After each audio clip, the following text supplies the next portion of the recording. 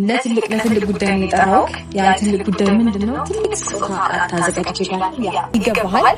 ትልቅ ነገር ነው ብዬ ስላሰብኩኝ ማለት አንተ ብዙ የሚገባህና እንደዚህ ነገር ጀስት ከነበርክበትን ፊሊንግ ምናልባት እንግዲህ ቤተሰብ የግሬስ ቤተሰቦች ነገሮች በሙሉ የተዘበራረቁባቸው ይመስላል።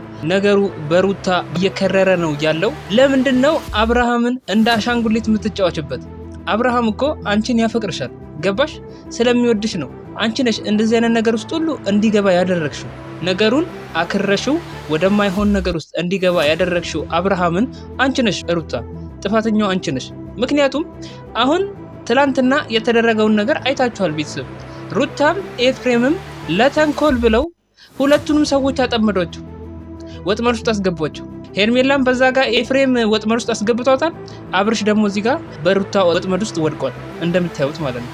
እና እኔ አላማረኝም። ሩታና ኤፍሬም ያሰቡት ነገር በጣም ከባድ ነገር ያለ ይመስለኛል ከጀርባው። ቤተሰብ የምሬን ነው የምላችሁ። ሄርሜላ ይህንን ቪዲዮ ታያዋለች። ሩታ ለአብርሽ ስጦታ ስትሰጠው የሚያሳየውን ቪዲዮ ሄርሜላ ማየቱ አይቀርም።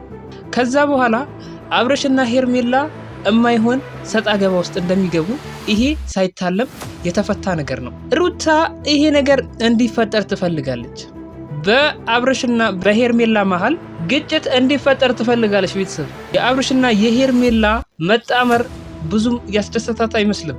የልጇን አባት ደግሞ ዝም ብላ ቆም ብላ ታያለች ብዬ አላምንም እኔ በራሴ።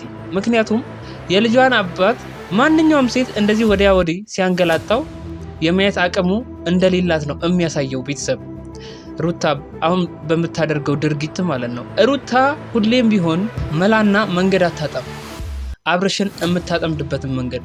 ገባችሁ ቤተሰብ? አብርሽና ሄርሜላ እኮ ቤተሰብ እስኪ በደንብ ይዋቸው፣ አፍቃሪዎች ናቸው። ገባችሁ? የዋህ ናቸው። ምንም በቃ በውስጣቸው ምንም አይነት ተንኮል ነገር የሚባል ነገር የለም። እና ሩታ ግን ደካማ ጎናቸውን ተጠቅመዋለች፣ በደንብ አይተዋለች። ገባችሁ ቤተሰብ? በዚህ ደካማ ጎናቸው እየተጠቀመችባቸው ትገኛለች ሩታ ቤተሰብ። የምሬ ነው የምላችሁ። ይሄንን ነገር አብርሃም መንቃት አለበት ብዬ አስባለሁ፣ በጊዜ ማለት ነው። ሩታ እያደረግሽ ያለሽው ነገር ሁሌም ቢሆን ለራስሽ የሚያደላ ነገር ነው የምታደርጊው። በእርግጥ ያው እንደ ሰዋዊ ስታስቡት ሩታ የአብርሃም ባለቤቷ ነው እንደምታውቁት ማለት ነው፣ እና የልጇም አባት ነው። ይሄንን ነገር ግን አምና መቀበል አልፈለገችም። በሄርሜላ መረታት አልፈለገችም። ቤተሰብ በሄርሜላ በፍጹም እጅ መስጠት አልፈለገችም ሩታ። በማንኛውም ጊዜ በማንኛውም ሰዓት ሩታ ነገሮችን ልትቀያየር ትችላለች። ዝም ብላችሁ ብቻ ተመልከቱ። በዚህ 3 ቀን ውስጥ የሚፈጠረውን ነገር ብቻ ይው።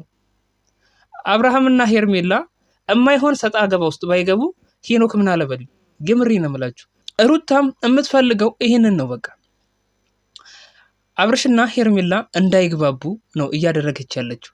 ሄርሜላን ኤፍሬምን ላከችባት። አስቡት ቤተሰብ። ኤፍሬም ምን አይነት ተንኮለኛ እንደሆነ በተፈጥሮ ታውቁታላችሁ። በጣም እያሳሳቀ የማይሆን ወጥመድ ውስጥ እንደሚጥላት እርግጠኛ ነኝ። ሄርሜላ ማለት ነው ቤተሰብ። ገባችሁ?